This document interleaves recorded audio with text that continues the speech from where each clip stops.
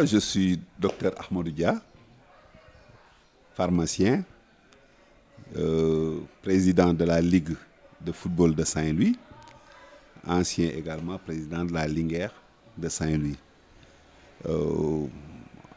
député également de la 12e législature. waaw à vrai dire bu ñu bëggee wax ci footballu Ndar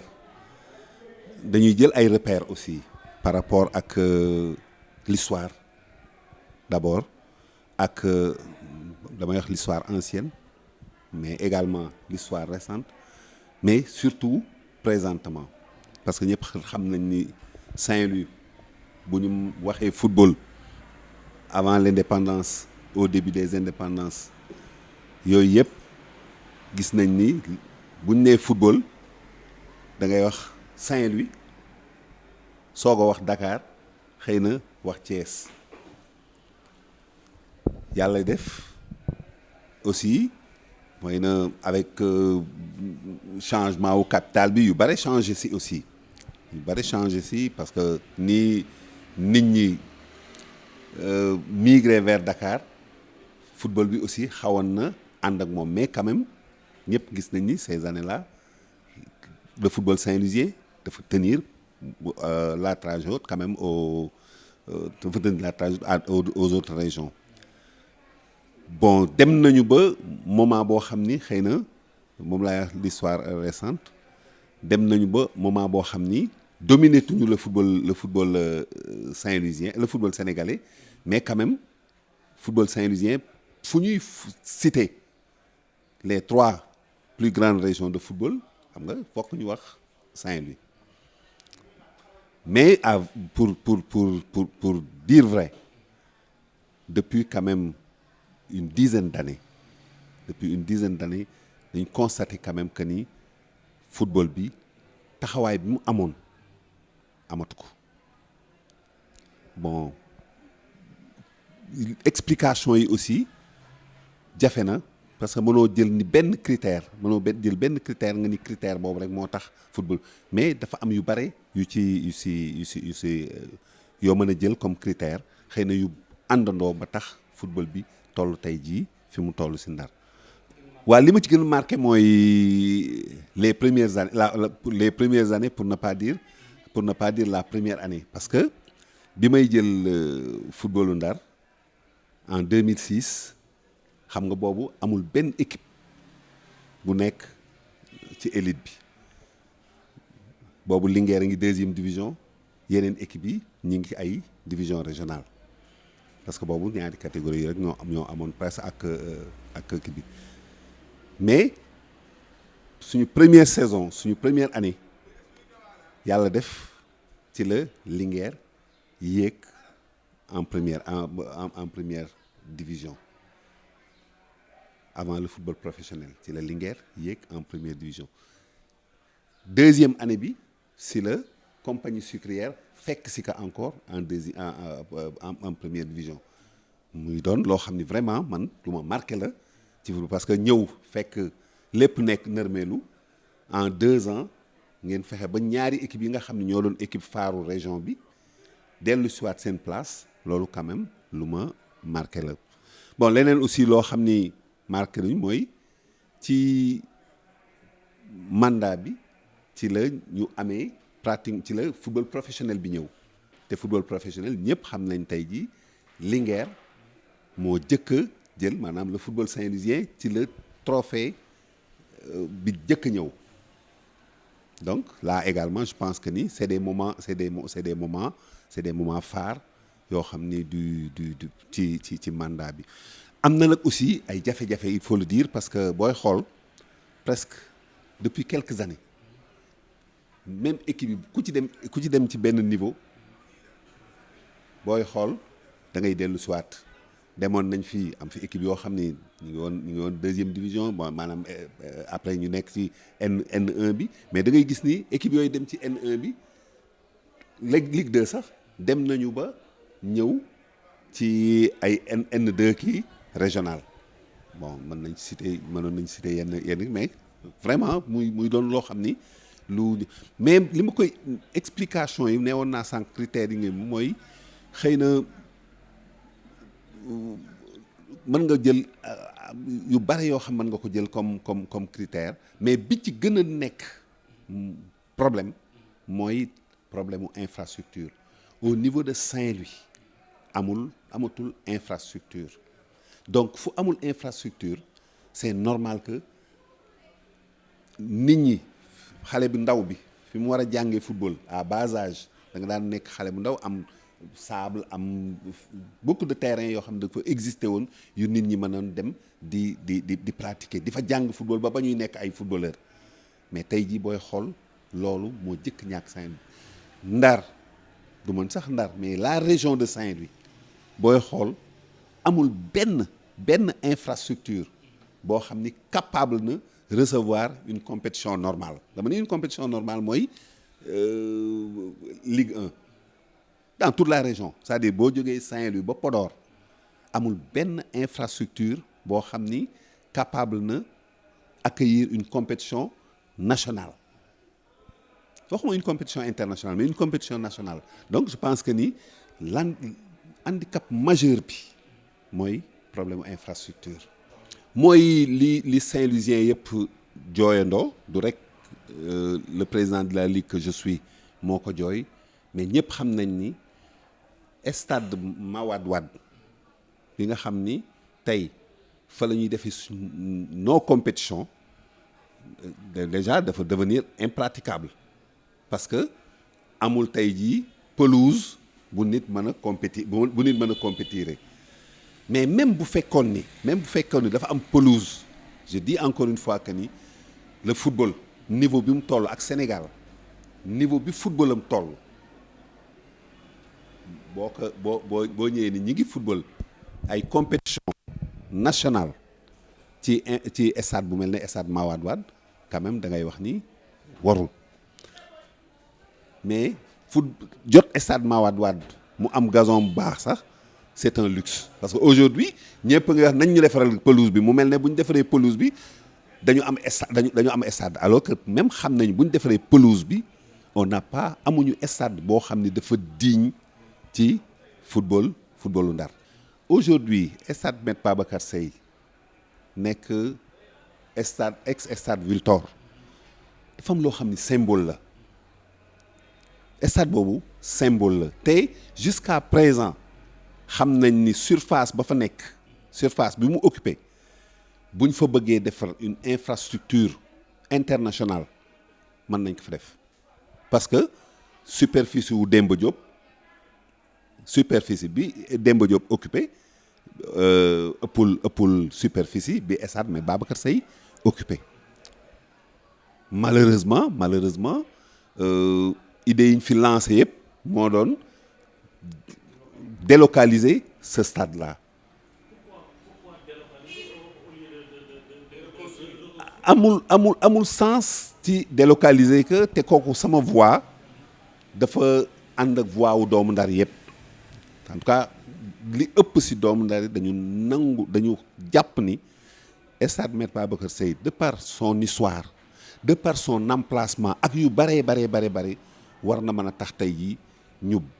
bàyyi woon ko fi defar ko comme pour mu nekk un stade moderne.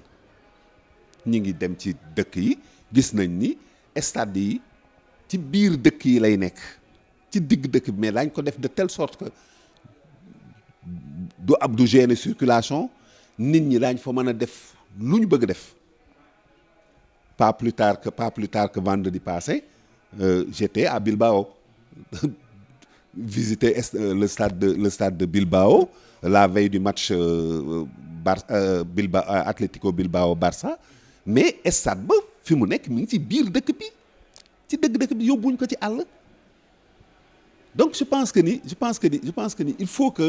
faut que ñu nangu ni surface bi nekk fii muy stade Me Babacar Sèye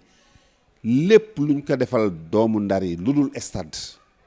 defal luñ leen liñ bëgg. Mais dégg nga ma xam nga j'ai été candidat au conseil départemental ci élection locale yi,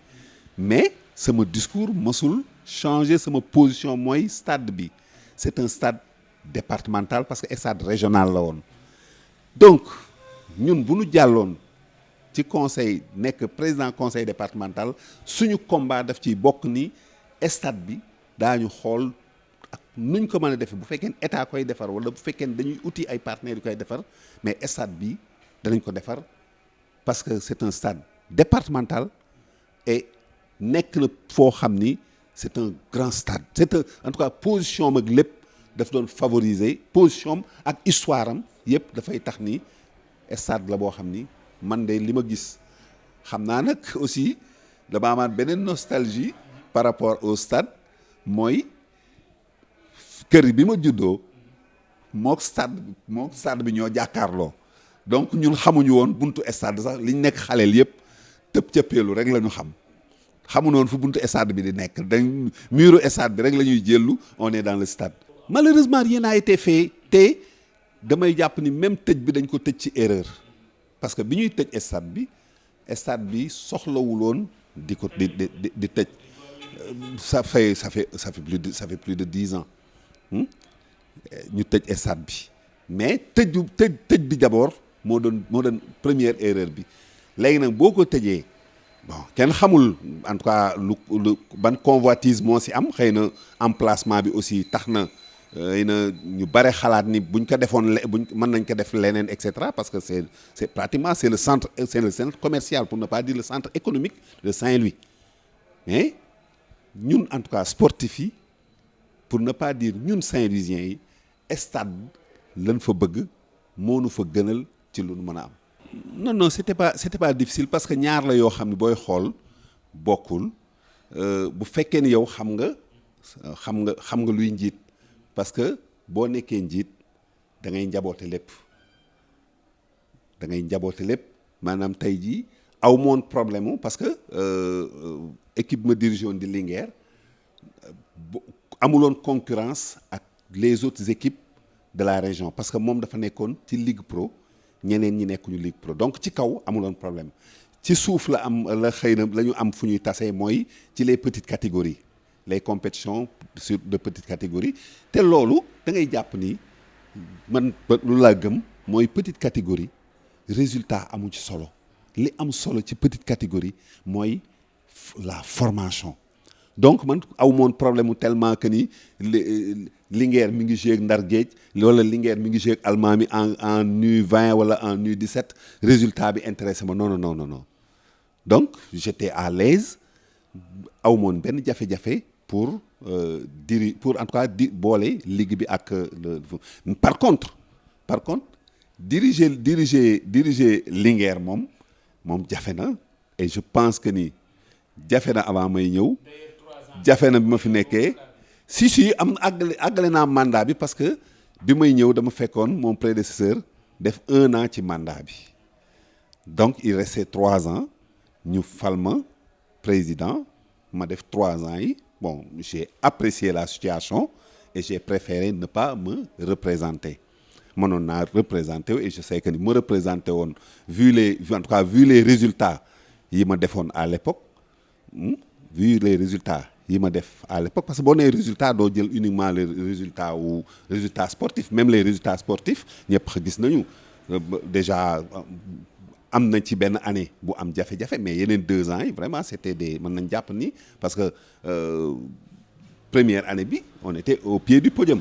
on a joué le titre pratiquement jusqu'à la dernière journée donc xam nga kooku c'est un ci 3 ans yi toolu moom am mais xëy na jafe-jafe yi mi ngi woon ci yeneen côté te bi ma apprécié daal def le pour et le contre j'ai préféré ne pas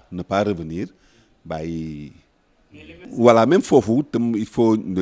c'est douloureux mais léeg-léeg aussi dafay baax nga dellu siwaat ci histoire man biñ may def président ligue sama bureau lañ ma fekk footballu Ndar am jafe-jafe lool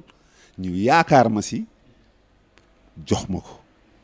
booba temps mandat yi sax par 1 an la woon ñu falati ma si après ci la mandat 4 ans yi commencé bi ma ci defee ñaari mandat taseek année boo xam ni xëy na am na yeneen ay ambition yu am bon ambition yi aussi buñ ko waxtaanee woon xëy na man j'allais me retirer comme ni ma retiré woo kii parce que man dama bëgg football jariñu ma tellement donc je pouvais me retirer mais ni mu demee woon ak situation ma ni mu demee woon pour rappel dama nekkoon comité exécutif fédération durant tout un mandat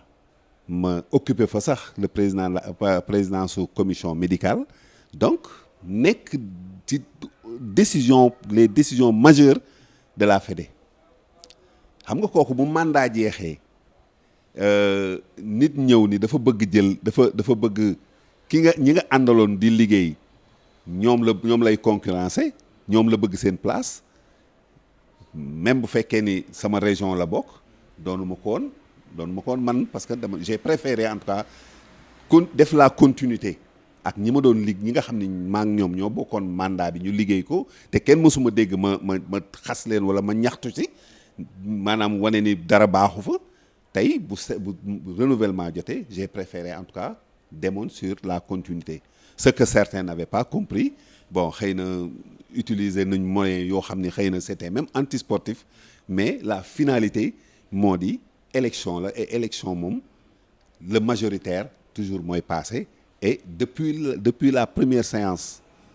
de renouvellement jusqu'à la forclusion jusqu'à la légalisation j'étais toujours majoritaire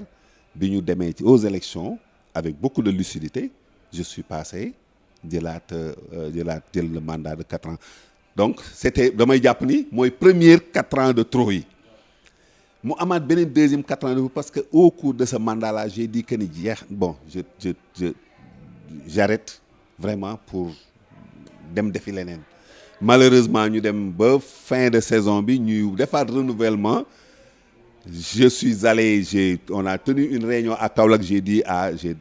ma tàggu sama xarit yëpp ñi nga xam ne dama bokkaloon ay président de ligue yi ma bokkaloon ñu nekkandoo ci fédération bi ñoom ñëpp ma tàggu leen vraiment ni leen damay dem mais entre temps il y a eu le manko mes présidents samay wax seen contrôle ñoo ma demandé à ce que mënuma dem parce que tey jii fi ñu toll bëgguñu kenn dem ndax dañu nekk ci phase manko pour un mandat encore de 4 ans mais normalement warul woon passer 11 ans yi de présidence parce que c'était trop après il y a eu ces 4 ans de plus muy 15 ans amaat aussi 4 ans yi nga xam ni dañ ma ko demandé mais pour répondre léegi sa question yaakaar naa ni lu mën a am dans 2 mois la bi yoon mën naa ko wax lu mën a am yaakaar naa ni du ma mën a nekkaat candidat parce que nag vraiment non je suis formel ndax jaam aussi dafay tax tey def toujours benn marge mais je suis formel ma volonté et ma décision c'est de me retirer de la présidence et même peut-être du football parce que nag aussi yaa ngi wax 19 ans mais avant les 19 ans xam nga nekk naa fi pendant des années premier vice-président de la Linguère donc depuis 2001 pratiquement ma nekk au sommet depuis 98 ma nekk au sommet du football en tout cas national yaakaar naa ni ak li may bëgg football yëpp comme maa ngi la koy wax ni la di déplacer wu di dem un peu partout dans le monde di seetaani les grandes compétitions ak les grands matchs les grands matchs de championnat étranger di ko def parce que moom laa gëm ni moom laa bëgg te xëy na influence li ko def mooy virus bi mooy dama judd jàkkaarloog stade xëy na loolu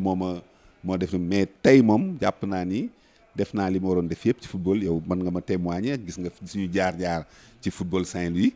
liñ ci waroon def yaakaar naa ni def nañ mais comme kenn du def lépp dafa jot plus jeune que nous ñëw jël la relève continuer le travail.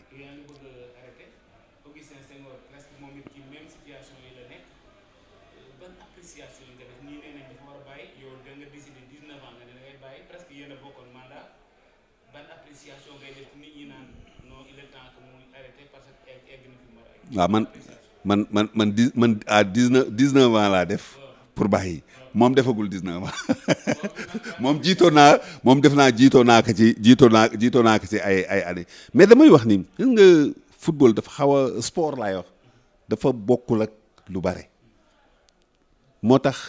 booy xool dans le monde les dirigeants yi ngay rencontrer da nga ci tase koo xam ni yow boo ngeen tase da ngay jaaxle sax parce que tellement que ni daf la mage lu bare nekk ci football bi boo xam ni yow xëy na yaa ngi doon jàng mu nekk ci football bi donc sport moo xaw a dem noonu moo tax may wax ni position Augustin man de waxtaanuñu si vraiment waxtaanuma ceeg moom xawma mais position bu mu mën a jël damay jàpp ni xëy na réfléchir na ci bu baax yaakaar naa aussi ni ma ko xamee du quelqu'un boo xam ni dina jël dina dem nii rek par la tête wala leneen bon léegi nag lan la décider parce que comme waxu ko dafay des wala dafay toog dafay dem loolu moom def naa waxtaan beneen kii aussi mooy aucun candidat man déggaguma jusqu'à présent aucun candidat officiellement bu déclaré ba nga xam ne tey mënoon nga sax am ay pourparlers ak ce président là